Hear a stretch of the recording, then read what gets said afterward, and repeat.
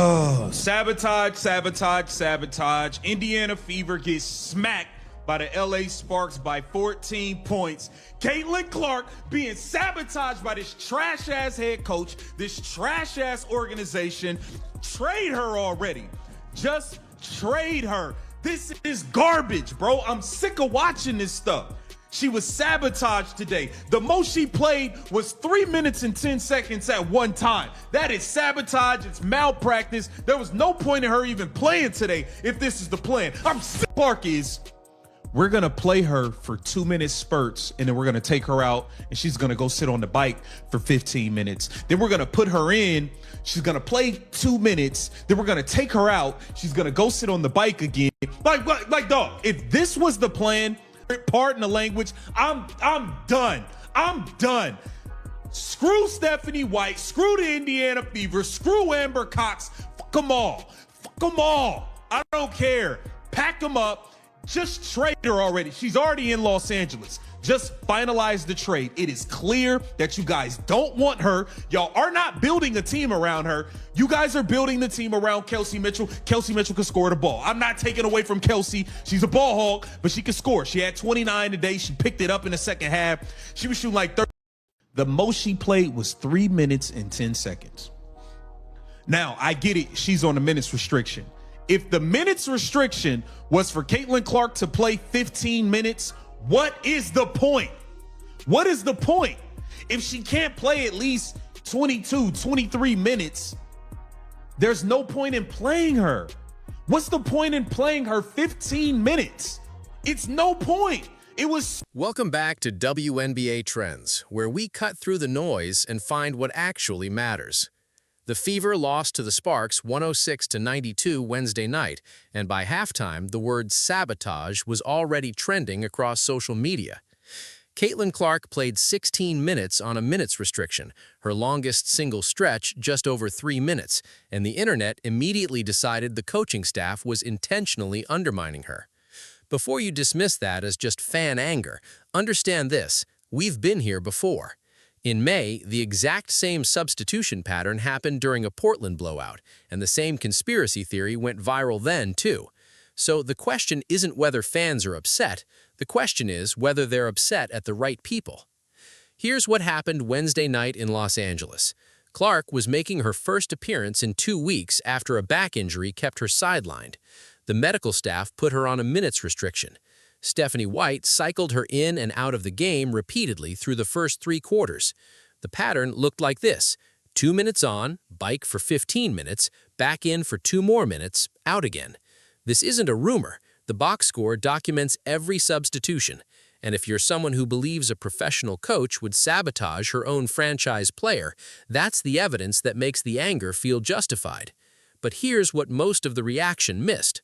Clark told reporters before the game she was hoping for something just over 20 minutes and that ideally she wouldn't play under any restriction at all. She got 16. The medical staff, not the coach, set the workload. White publicly said earlier this week that she does what the medical team tells her and stays in her lane on Clark's health decisions. That's either responsible coaching or a coach hiding behind medical staff, depending entirely on what happens next. This is what Caitlin Clark did all game. This is what she did all game. She sat on a damn bicycle pedaling all game. Yeah, I mean, it's ridiculous, man. It's ridiculous. You got blown out, and I already know everybody's about to blame Caitlin Clark for the loss. Everybody's going to be blaming her. I'm already prepared for it. They're going to blame somebody. She was a minus 16. Now, I'm going to hold Caitlin accountable for this. I'm going to hold her accountable for this. She has some late game turnovers that were absolutely, I mean, not late game. She had, out of her, she had what? I don't even know how, but she had what, 4 turnovers? 2 of them were her fault. I'll say 2 of them were her fault. Outside of that, I'm not blaming her for 1 of 6 from 3. She's in no rhythm. I'm not blaming her for 4 of 12. This ain't on Caitlin Clark. This is on the damn organization. The Indiana Fever couldn't do was let players who've been average or garbage look like good players. They made Ray Burrell look like Jason Tatum out there. Ray Burrell looked like Jason Tatum, 9 of 15, 22 points, 2 of 3 from 3. She had 22 points, 4 assists, 3 rebounds. Clark for this. She played 15 minutes. She played in 2-minute spurts. The most the girl played was 3 minutes and 10 seconds at one time. This is sabotage by the head coach. This is sabotage. But that doesn't mean Fever fans don't have a legitimate complaint. They do. It's just not about sabotage. It's about a front office that's had months to solve the depth problem and hasn't. Clark, before this season, was already dealing with injury concerns. She appeared in just 13 of Indiana's 44 games last year. This year started strong, but then came that scare in June against Phoenix when Alyssa Thomas made contact with Clark's throat, and the league reviewed it, upgraded the foul to flagrant, and suspended Thomas a game. Thomas then received death threats over it, which both Clark and White publicly called unacceptable. That context matters because it explains why the training staff is being this cautious now. Before Wednesday, Clark was playing at an all-star level, 17 of 20 games, averaging 21.2 points and 8.2 assists, good for 4th and 2nd in the entire league in those categories, respectively. She was already named a starter for this year's All-Star game. None of that reads like a player or a franchise in decline. It reads like a star having an excellent, if injury-interrupted, season, which is exactly why every rough rhythm night gets magnified into a 5-alarm story. The Indiana Fever still have half a season left to prove that this roster, healthy and connected, is good enough to matter in the postseason, and that argument gets a lot easier to make if the front office spends the next few months actually addressing the front court instead of just hoping health alone fixes it. The minutes restriction was real. The choppy rotation was real. The frustration is justified, but the sabotage narrative is a distraction from the actual problem worth fixing. So here's the question.